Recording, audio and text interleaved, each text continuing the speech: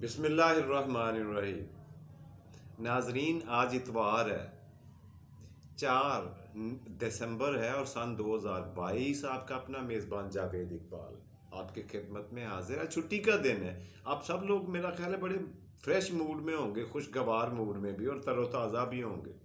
ہونا بھی چاہیے آپ کو۔ اللہ پاک آپ کو خوش و خرم رکھے، آمین۔ جی ناظرین، صبح کے پروگرام میں ہمارا سب سے پہلا اور مین سیگمنٹ ہوا کرتا ہے ہندوستان کی تاریخ، اس کا تذکرہ کرتے ہوئے، اس کو وزٹ کرتے ہوئے، اس کو ڈسکس کرتے ہوئے آپس میں ہم پہنچ چکے ہیں 18ویں صدی میں، جہاں پہ ہم نے دیکھا کہ مغلیہ خاندان کا چھٹا چشم و چراغ اورنگزیب عالمگیر 1707 میں قضائے الہی سے وفات پا گیا۔ اس کی پالیسیوں کی وجہ سے بہت سارے مغلیہ سلطنت تخت دلی کے مخالفین اتنے پیدا ہو گئے تھے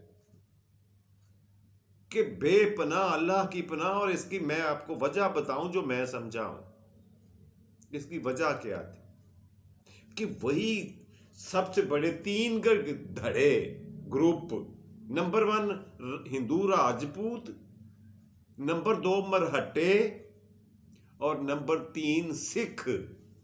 یہ 3 قومیں، یہ 3 گروہ بہت بڑے بڑے تھے، لیکن ان میں سے 2 دھڑے جو تھے وہ جنگ و جدل کے بارے میں معلومات رکھتے تھے، تجربہ رکھتے تھے، جبکہ تیسرا دھڑا جو تھا جسے سکھ کہتے ہیں، وہ لڑائی کے حق میں قطعاً نہیں تھا۔ ہندوستانیوں کو آپس میں لڑتا ہوا دیکھ کر اس پہ کڑتے تھے، ان کو دکھ ہوتا تھا، اور ان سب وہ چاہتے تھے سب میں بھائی چارہ قائم ہو، امن اور شانتی کے پیغامبر تھے۔ لیکن اورنگزیب عالمگیر، میں گزارش کرتا چلوں کہ اس کی اورنگزیب کی دینداری پہ، اس کی دیانتداری پہ، ایمانداری پہ کوئی کویسچن مارک نہیں ہے۔ دینی خدمات اس کی روز روشن کی طرح عیاں ہیں۔ میں اور آپ سب مانتے ہیں، نہیں مانتے تو ماننا پڑے گا، اس لیے کہ تاریخ بھری پڑی ہے کہ دینی خدمات اس کی مسلم ہے، مانی ہوئی ہے۔ ایک سے بڑھ کر ایک اس نے دین کی اشاعت کے لیے کام کیا، مگر ایک نقطہ، ایک پوائنٹ جس پر مجھے شدید اختلاف رہا پوری تاریخ پڑھ کے اورنگزیب عالمگیر سے، وہ یہ کہ جو غیر مسلم ہے نا، چاہے ان کا تعلق کسی بھی جگہ سے ہے، کسی بھی قوم سے ہے، ان کو جینے کا حق حاصل نہیں ہے، وہ کسی رو رعایت کے مستحق نہیں ہے، ان کو امن سے بسنے نہیں دینا، ان کے لیے ہندوستان کی جگہ سکیڑ دینی ہے، تنگ کر دینی ہے۔ یہ وہ اصول تھا اس کا، یہ وہ اس کا نظریہ تھا جس سے مجھے شدید اختلاف ہے، اور میں مذمت کرتا ہوں۔ ہمارے دین مبین میں اس بات کی قطعاً کوئی اجازت، کوئی گنجائش نہیں ہے کہ آپ اقلیتوں کے ساتھ، غیر مسلموں کے ساتھ اس طرح کا برتاؤ کریں کہ ان کے اوپر جبر و ظلم کے پہاڑ توڑ دیں۔ یہ تو پھر چنگیزی ہوا کرتی ہے، یہ اسلامی تعلیمات نہیں ہے۔ ہمارے دین نے تو ان کے بھی حقوق مقرر کیے ہوئے ہیں، پتہ نہیں کیوں، کیسے، یہ مجھے نہیں سمجھ آ سکتی کہ اورنگزیب عالمگیر جیسا دیندار بندہ اور اللہ اور اس کے سونے آقا سے پیار کرنے والا بندہ اس اصول سے، بنیادی اصول سے کیسے پہلو تہی کر گیا؟ بہت بڑا کویسچن مارک ہے، لیکن یہ حقیقت ہے، اس کو ماننا پڑے گا۔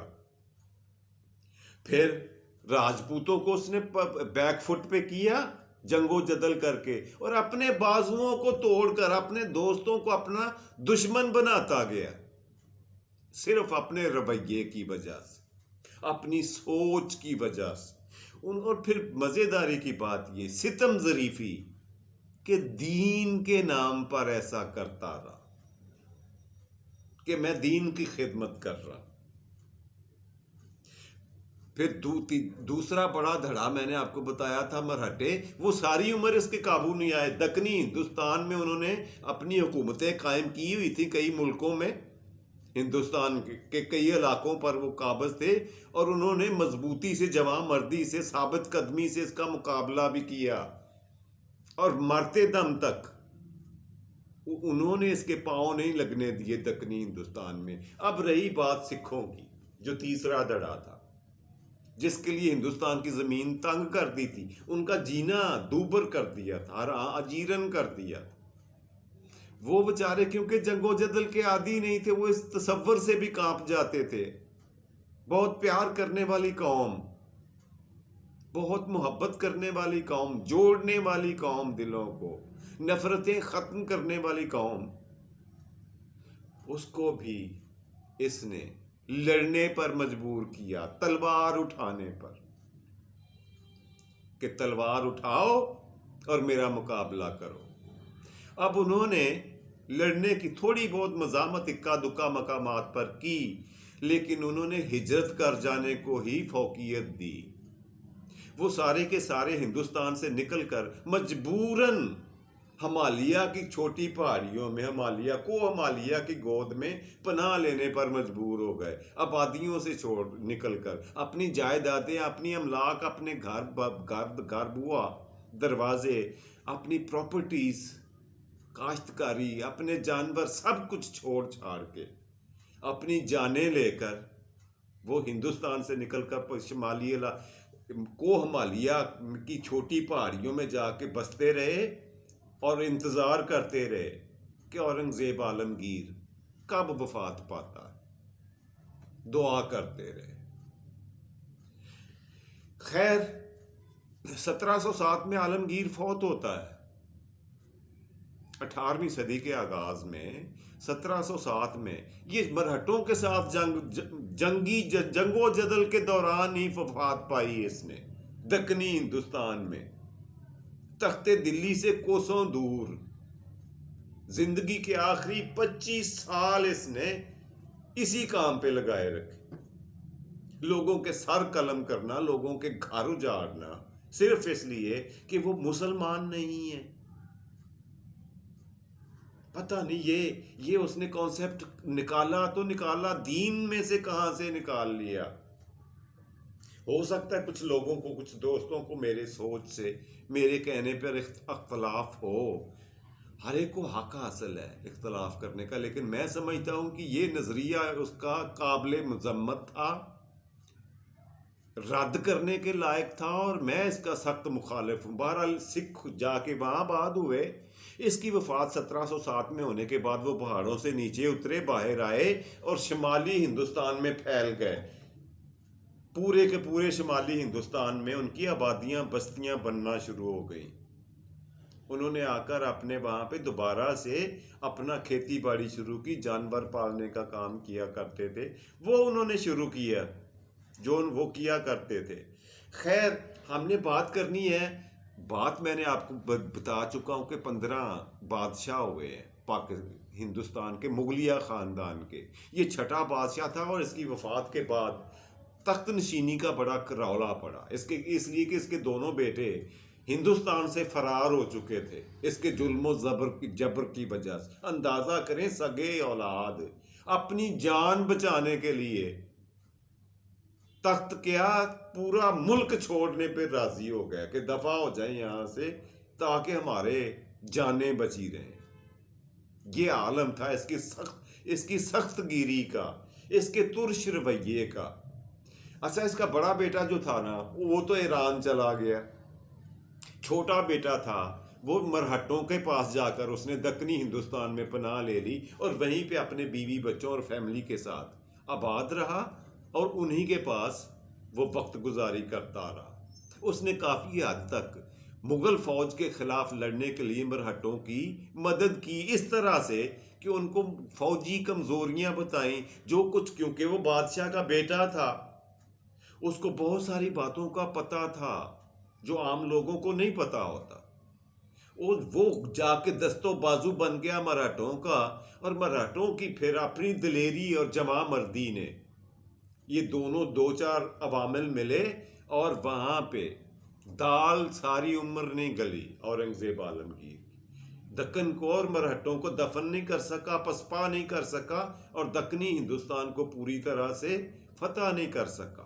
خیر، وہاں سے بلوایا گیا مرہٹوں کے پاس سے اس کے بڑے بیٹے بہادر شاہ کو. یہ 7واں ہوا بادشاہ مغلیہ خاندان کا، جس کا نام بہادر شاہ تھا. اس کو تخت پر بٹھایا گیا، لیکن بدقسمتی سے یہ صرف 5 سال کے بعد وفات پا گیا، فوت ہو گیا. پہلے ہی اوور ایج تھا، اولڈ ایج میں تھا یہ جب وہاں سے آیا. اور اس کی وفات کے بعد اگلے آپ دیکھیں 5 سال 1707 کے بعد 5 سال یعنی 1712 تک اس کی حکومت رہی بہادر شاہ کی. اس کے بعد اگلے 7 سال جو ہیں، 7 سالوں میں مغلیہ خاندان سے ہی صحیح لیکن 3 بادشاہ تخت پر بیٹھے اور قتل ہوئے. اب ان کی تاریخ کیا بتاؤں؟ کوئی 1.5 سال رہا بادشاہ، کوئی 2.25 سال رہا، کوئی 6 مہینے رہا. اس طرح سے اگلے 7 سال تک 3 بادشاہوں نے حکومت کی جس کو مرضی. امراء جو تھے، وزیر سفیر، اتنے مضبوط اور اتنے تناور ہو چکے تھے، وہ جس کو چاہتے تخت پر بٹھاتے اور جس کو چاہتے اتار کر قتل کر دیتے. اب یہ سلسلہ پہنچتا ہے 1719 تک. 1712 سے لے کر 1719. اب یہاں پہ آ کر ایک نیا چہرہ سامنے آیا، مغلیہ خاندان کا ہی ایک چشم و چراغ، جس کا نام تھا بہترین اور مشہور زمانہ، جس کا نام تھا محمد شاہ. یہ 11واں بادشاہ بنا ہندوستان کا مغلیہ خاندان میں سے. اور یہ بات ہے 1719 کی. اس کا زمانہ 1719 سے شروع ہوتا ہے اور 1749 تک تقریباً 30 سال اس نے حکومت کی ہندوستان پر. مگر حکومت کیا تھی؟ ڈگڈگی تھی. 1719 سے 1749 یہ 30 ایئرس 30 سال تھے جب یہ صاحب جو تھے، یہ محمد شاہ صاحب 11ویں مغل بادشاہ رہے جی ان 30 سالوں میں. اچھا، یہی 30 سال جو ہے اس نے جیسے حکومت کی ہے نا، اسے حکومت نہ ہی کہیں تو زیادہ بہتر ہے. وہ ایسے کہ میں تو انہوں نہیں چھیڑتا، تسی مینوں نہ چھیڑو. میں کسی سے کچھ نہیں کہوں گا، میں کسی کو نہیں پوچھوں گا، اور میری حکومت کو کچھ نہ کہے. ایسے تو بھائی پھر حکومت کوئی بھی کر سکتا تھا کہ ہر بندے کو پورے ملک میں، اپنے صوبے میں، اپنی جاگیر میں ہر بندے کو یہ آزادی دے دی جائے کہ تم اپنی مرضی سے چلاؤ اسے، لیکن میری حکومت کو تسلیم کرتے رہو. تو پھر اسے حکومت تو نہ کہیں. حکومت تو عدل و انصاف اور معاشرے میں اعتدال پیدا کرتی ہے. خیر، وہاں پہ اس نے 30 سال تک. اچھا، جو اگلا واقعہ یہ ہوا تھا کہ اورنگزیب عالمگیر نے اپنی زندگی میں ہی دکنی مرہٹوں کے روحانی پیشوا سمبھاجی کے بیٹے کو اپنے پاس اپنے دربار میں رکھا ہوا تھا. بہت چھوٹا تھا جب اسے اٹھا کے لے آئے. اچھا، اس کے باپ فوت ہو گیا راجہ سمبھاجی.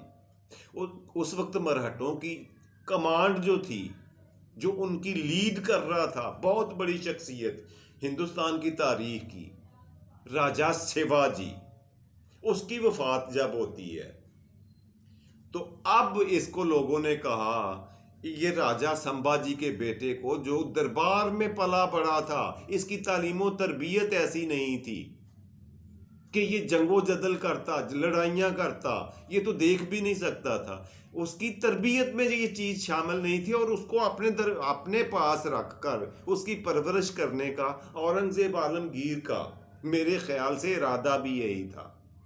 اندازہ میرا یہی ہے کہ وہ یہ چاہتا تھا کہ یہ جب بڑا ہوگا نا، یہ مرہٹوں کی قیادت کرے گا، یہ ان کا راجہ بنے گا جا کے دکن میں، اس لیے کہ راجہ کا بیٹا ہے، راجہ خاندان میں سے ہے۔ اور اس وقت بادشاہت میں موروثیت ہی ہوا کرتی تھی، جیسے اب بھی کئی ملکوں میں ہے، بدقسمتی سے، کہ باپ کے بعد بیٹا، بیٹے کے بعد پوتا، اس طرح سے بادشاہ بنا کرتے تھے۔ اس نے اس نیت سے اس کو پالا ہوگا۔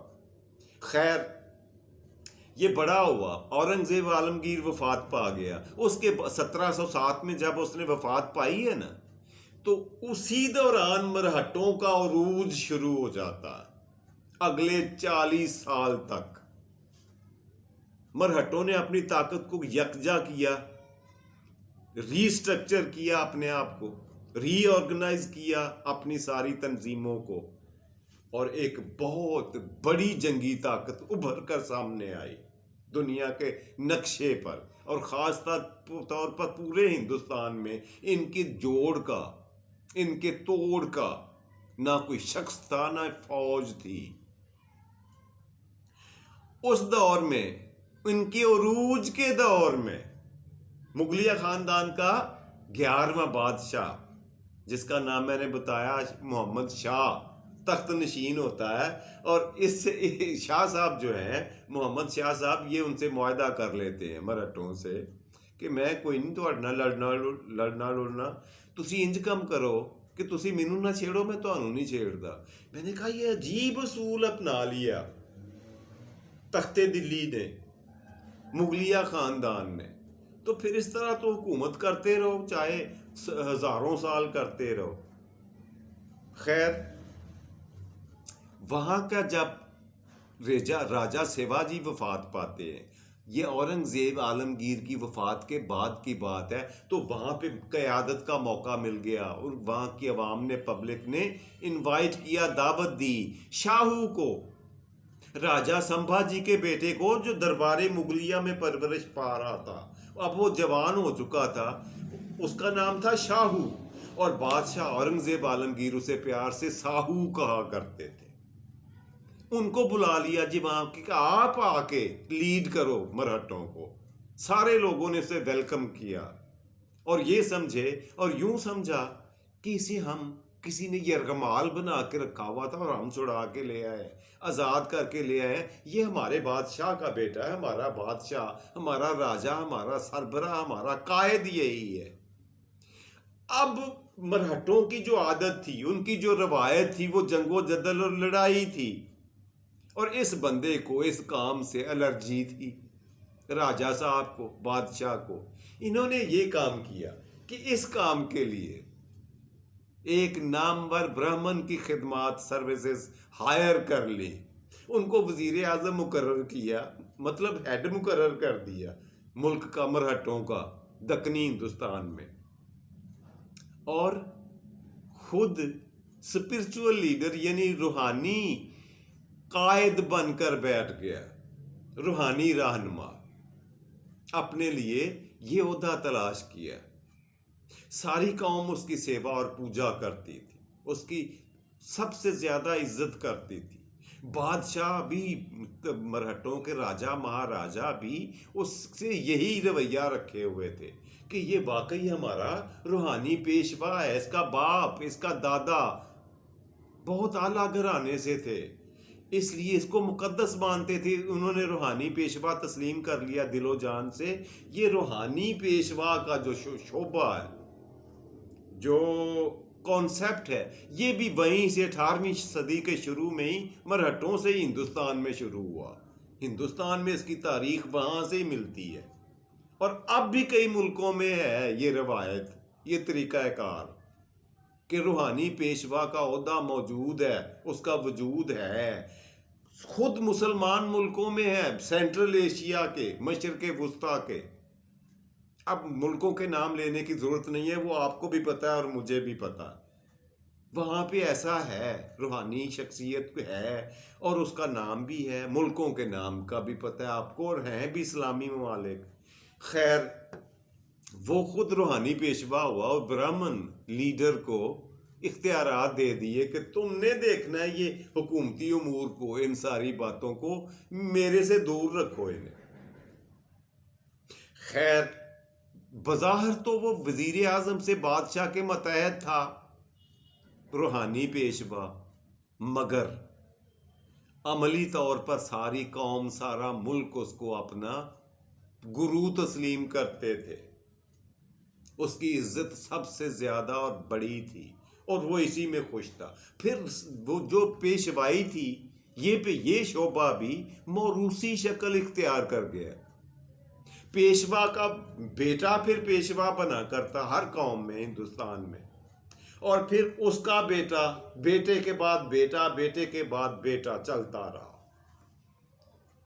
ادھر بن گیا وہ پیشوا اور برہمن کو بنایا لیڈر مرہٹوں کا. اور مرہٹوں نے پھر محمد شاہ سے بات کی. انہوں نے کہا دیکھو ہمارے رستے میں نہ آنا. اس نے کہا پاپا جی میں تے تانوں اگے کیا ہے، تسی مینوں نہ چھیڑو، میں تانوں نہیں چھیڑدا. انہوں نے کہا دیکھو ہمیں چوتھ وصول کرنے دو. ایک ہندوؤں، ایک غیر مسلموں سے ٹیکس لیا جاتا تھا، کاشتکاروں سے. یہ ہندوستان میں اس کی ہسٹری بڑی پرانی ہے اس ٹیکس کی، کہ فصل کا کاشتکاروں سے لی جانے والی فصل جب ان کی ہر 6 مہینے کے بعد فصل تیار ہوتی کوئی بھی، تو اس کا 1/4 حصہ یعنی 25%، یعنی چوتھا حصہ، اس چوتھا سے چوتھ نکلا ہے.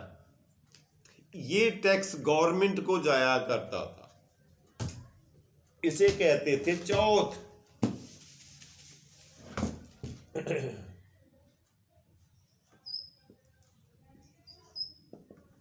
یہ ٹیکس کا نام تھا.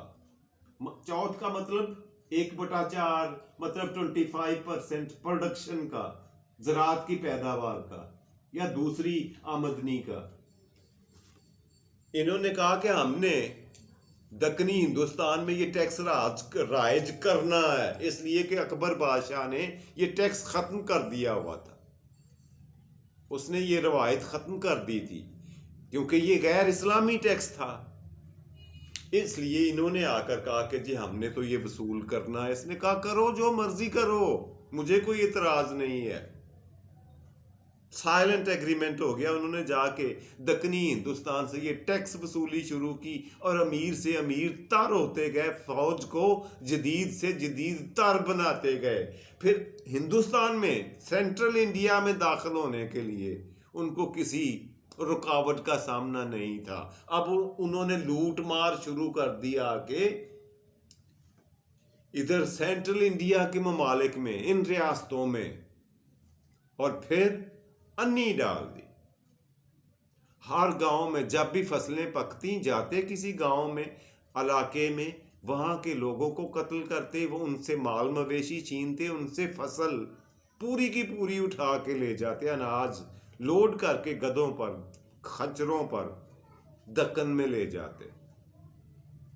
ان کا یہی رویہ رہا. اور پھر انہوں نے دیکھتے ہی دیکھتے 1 2 نہیں 5 بڑی ریاستیں سینٹرل انڈیا میں، یعنی دکن کے مشرقی حصے میں 5 بڑی ریاستیں قائم کر لی. وہاں پہ اپنے راجا مہاراجا بٹھا دیے اور پھر ان سے ٹیکس، وہی چوتھ ٹیکس وصولی کرتے رہے. اب اس کارروائی کو بھی مغلیہ خاندان اور تخت دلی نہیں روک سکا اور چپ کر کے تماشائی بن کے دیکھتا رہا. تو اس حکومت کو پھر جو بادشاہ کی تھی کیا کہا جائے، یہ کیا تھا؟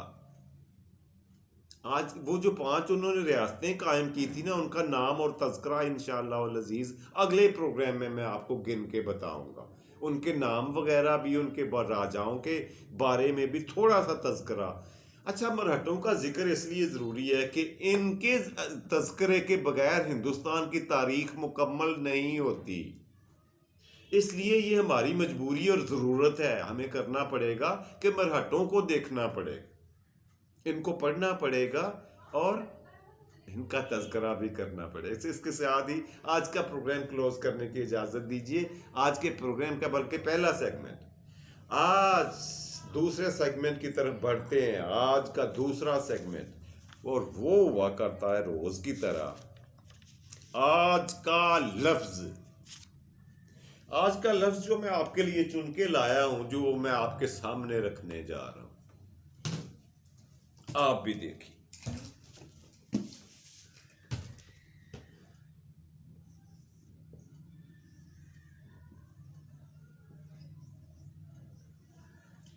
جی یہ بادام کا نام ہے انگریزی میں، پتہ ہے ہم سب کو کیا پڑھتے ہیں اسے ہم لوگ؟ آلمنڈ۔ پہلے تو یہ نوٹ فرما لیں کہ یہ آلمنڈ لکھنے میں ایل آتا ہے، پڑھنے میں بولنے میں سائلنٹ ہوتا ہے۔ آلمنڈ نہیں کہیں گے، آمنڈ بادام کی انگریزی۔ یہ نوٹ کر لیں تصحیح لفظ کی۔ اب میں بتاتا ہوں یہ لفظ بنا کیسے تھا، انگریزی میں آیا کیسے۔ یہ لاطینی زبان کا ایک لفظ تھا، مینڈورلا۔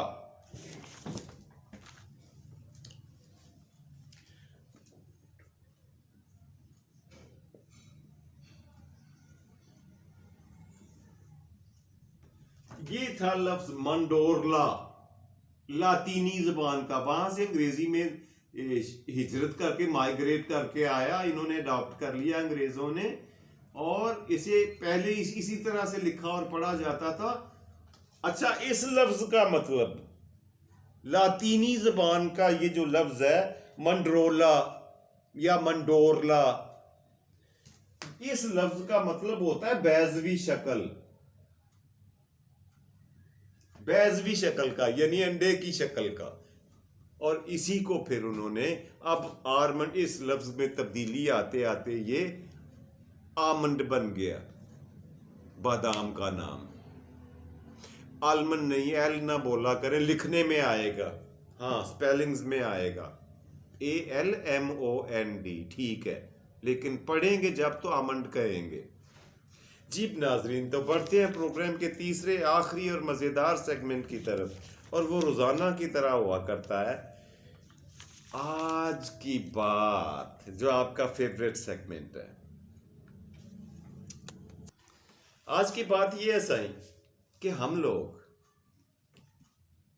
کتنے معصوم انوسنٹ ہیں، کیا کہیں اسے، کہ اپنے سارے پیاروں کی آنے کا سب کو یاد ہے، وہ دن بھی یاد ہوتا ہے، وہ وقت بھی یاد ہوتا ہے، وہ مہینہ بھی یاد ہوتا ہے، اور وہ سال بھی یاد ہوتا ہے کہ کب آیا ہمارے پاس۔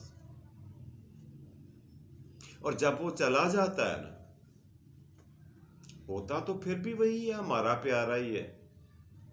پھر سب سے پہلے اس کا ٹائم بھولتا ہے، کس ٹائم وہ گیا تھا، پھر اس کی دن بھولتا ہے، ڈے کیا تھا اس وقت، پھر وہ تاریخ بھولتی ہے، تاریخ کیا تھی، اس کے بعد مہینہ بھولتا ہے، اور پھر سال بھی بھول جاتا ہے۔ پتہ ہے کیوں؟ اس لیے کہ ہم یہ سب کچھ یاد رکھنا ہی نہیں چاہتے۔ میری بات کو ذرا سوچیے گا۔ مجھے اپنے میزبان جاوید اقبال کو آج کے پروگرام سے اجازت دیجیے۔ رب راکھا۔